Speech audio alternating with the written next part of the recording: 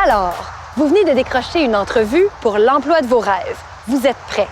Vous connaissez sur le bout de vos doigts le profil de l'entreprise, votre CV est à jour et votre chemise est repassée. Mais avez-vous pensé à votre langage non verbal? Lors de moments de grand stress, le corps peut trahir le discours. Ruby a rencontré Pierre Gosselin, spécialiste en communication non verbale, pour lui piquer quelques conseils pour vous. Par communication non verbale, on entend l'expression du visage, on entend le ton de la voix, la gestuelle, c'est-à-dire les mouvements donc, que l'on fait avec ses mains, et la position, donc la posture que nous avons en fait.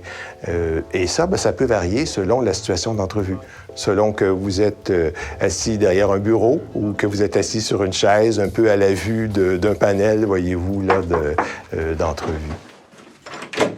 Bonjour. Enchantée. Geneviève, Alexandra.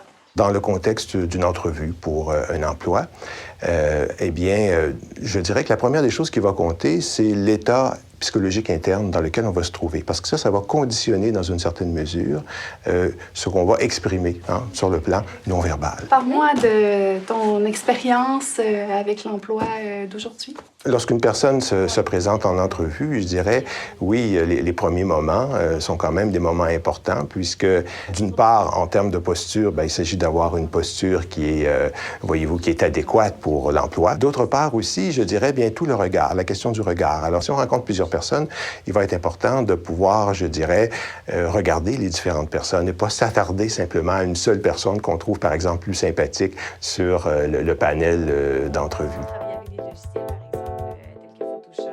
Je pense que de visualiser ce qui peut se passer en entrevue, alors peut représenter une bonne préparation dans de tels contextes. La chose à retenir, si justement on doit se présenter à une entrevue, c'est d'aborder la situation avec confiance.